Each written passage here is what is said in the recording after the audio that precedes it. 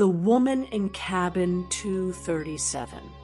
Some places remember things, dark things, and sometimes they make you remember too. My name is Rebecca Hart, and I used to work as a night manager at the Riverside Lodge in northern Maine. Small place, 20 cabins scattered along the woods. The kind of spot where people come to disappear for a while. I wish I'd disappeared. Before I met her, it was late November. When she checked in, a woman, maybe mid-30s, with dark hair that fell past her shoulders and eyes that looked tired. No, not tired, haunted. She asked specifically for cabin 237. Now, here's what you need to understand. We never rented cabin 237. Not anymore. Not since what happened there 3 years ago with the Thompson family. But the booking system glitched that night, and somehow she'd reserved it online. My manager, Daniel, he told me to just give her a different cabin, upgrade her to something nicer. But when I suggested it, she looked at me with those hollow eyes and said, "No, it has to be 237. That's where I died." I froze. The lobby suddenly felt 10 degrees colder. "Excuse me?" I managed to whisper. She blinked, and suddenly her expression changed. She smiled, almost confused. "I'm sorry, what did I say?" "I've been driving for 16 hours straight. I'm exhausted." I wanted to refuse her. Every instinct in my body screamed at me to turn her away, but something in her face, she looked so lost, so desperate. And besides, what was I supposed to say? "Sorry, you just claimed you died in the cabin you're trying to rent." So I gave her the key. Her name was Margaret Sinclair.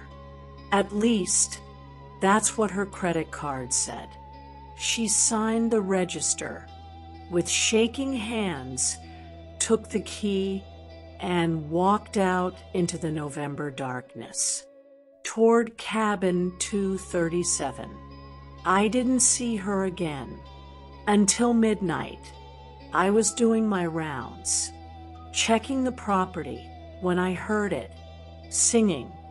A woman's voice, soft and melodic, coming from cabin 237.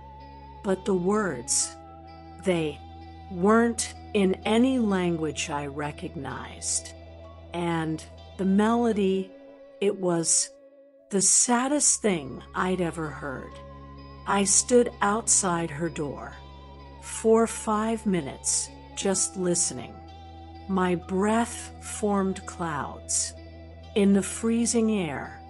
The singing stopped abruptly, and then I heard crying, deep, soul-crushing sobs. I knocked. "Miss Sinclair? Is everything all right?" Silence. "MS. Sinclair." Then her voice, barely a whisper. "Do you know what it's like to remember something that never happened to you?" I didn't know how to answer that. "Do you know," she continued, "what it's like to have someone else's memories living in your head, someone else's fear, someone else's final moments?" My hand was on my radio.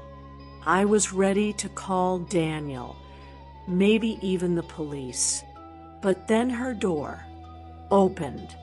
Margaret stood therein, the doorway, mascara running down her face, wearing a white nightgown.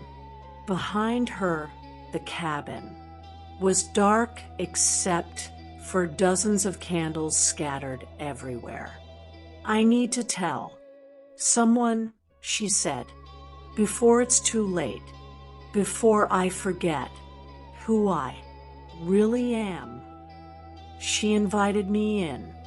I know, I shouldn't have gone in, but something in her voice, something in those desperate eyes, made me step inside.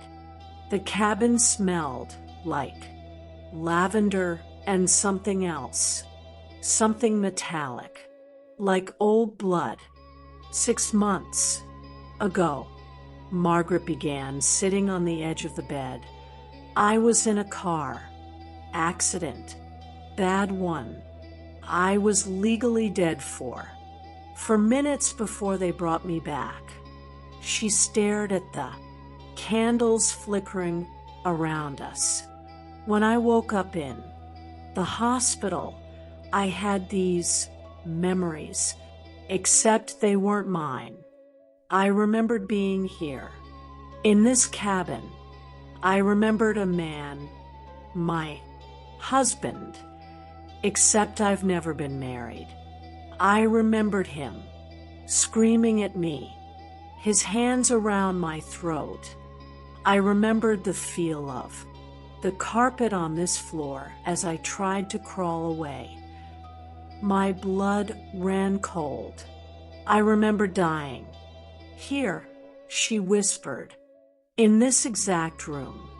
And the worst part, I remembered my daughter watching from the doorway, just standing there, frozen, unable to help me. I finally found my voice. "The Thompson family."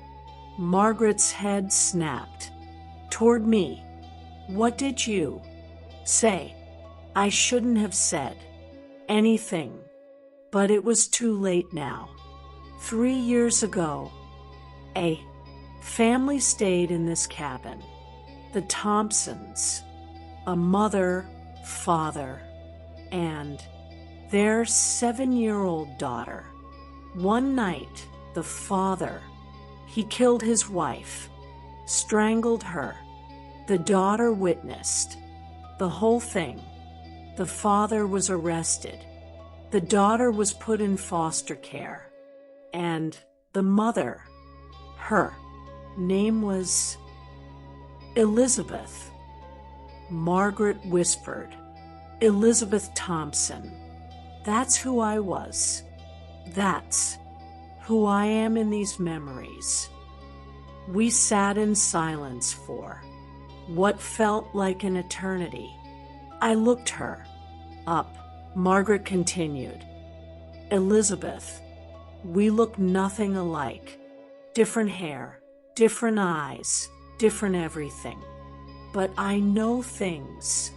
Rebecca, I know things I shouldn't know. I know there's a loose floorboard under this bed where she hid money from her husband. I know there's a heart carved into the bathroom window frame that her daughter made. I know that her last thought before she died was hoping her daughter would forget what she was. Seeing, my hands were shaking. Why did you come here? Because these memories are getting stronger. Every day, I forget more about Margaret Sinclair and remember more about Elizabeth Thompson. I'm losing myself. I came here I don't know, to understand, to say goodbye, to give her peace, maybe, or to give myself peace before I completely disappear." She stood up and walked to the bed. She knelt down and, sure enough, pulled up a loose floorboard. Inside was a small metal box. "I've never been in this cabin before tonight," she said, opening the box. "But I knew this would be here." Inside were photographs. Elizabeth Thompson with her daughter, smiling, happy, before everything went dark. Her daughter's name is Sophie, Margaret said softly. "She's 10 now. I found her on social media. She lives with a foster family in Boston. She seems okay, but I can feel Elizabeth's worry. Her need to know that Sophie is all right, that Sophie doesn't blame herself." Tears were streaming down Margaret's face now. "I wrote her a letter, Sophie. I don't know if I'll send it. How do you explain this? How do you tell a child that her dead mother's memories somehow ended up in a stranger's head? That her mother's last wish was for her to know she's loved, that she's not responsible for what happened?" I didn't have an answer. Margaret looked at me with those haunted eyes. "Do you believe in souls, Rebecca?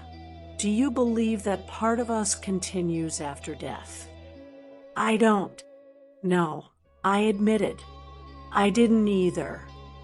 But now, I think maybe when I died in that car accident, something happened. Some cosmic mistake. Elizabeth's soul, or part of it, it found me. It needed a voice. It needed to finish something." We stayed up the entire night. Margaret told me everything she remembered from Elizabeth's life. The good memories too. Her first date with her husband when he was still kind. The day Sophie was born. Birthday parties and Christmas mornings and ordinary, beautiful moments. And slowly, as the night went on and she spoke these memories aloud, something changed. The weight in the room seemed to lift. The air felt lighter. By dawn, Margaret looked different, more like herself. "Thank you," she said as she packed her bag, "for listening, for not thinking I'm insane." "Did it help?" I asked. "Coming here?" She smiled, and for the first time, it reached her eyes. "Yes, I think Elizabeth can rest now. I think she just needed someone to remember her, to witness her story, to know that her love for Sophie was real and strong and unending." Margaret checked out. That morning, before she left, she handed me an envelope. "If I don't send this to Sophie within a month, will you send it for me? I'm going to try to move forward as Margaret again. But if I can't, if Elizabeth's memories consume me completely, Sophie deserves to know her mother never stopped loving her." I took the envelope. I still have it, because exactly 1 month later, I got a call from a hospital in Connecticut. Margaret Sinclair had been found unconscious in her apartment. When she woke up, she couldn't remember anything about her life. Not her name, not her job, nothing. but she kept asking for someone named Sophie. I sent the letter to Sophie Thompson in Boston. I don't know if she ever read it. I don't know if it helped her or confused her or scared her, but I kept my promise. As for Margaret, she never recovered her memories. Last I heard, she's living in a care facility, still believing she's Elizabeth Thompson, still mourning a daughter she never actually gave birth to, still carrying the trauma of a death that wasn't technically hers. I quit my job at Riverside Lodge 3 weeks after Margaret left. I couldn't stay in that place anymore.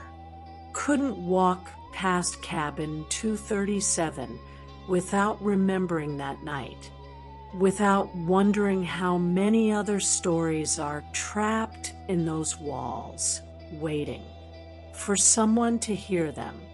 Some people say Margaret was mentally ill, that the car accident caused brain damage and delusions, that there's a rational, scientific explanation for everything she experienced.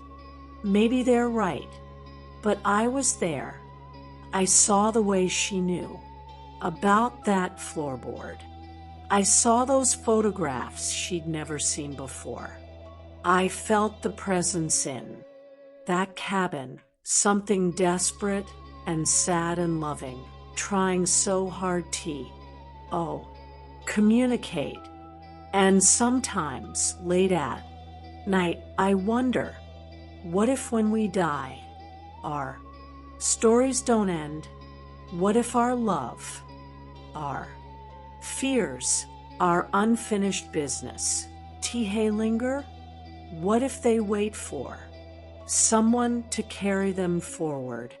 What if souls can be shared? I don't have answers, only questions, and a memory of a woman who carried 2 lifetimes in her heart, trying desperately to honor them both. That's my story.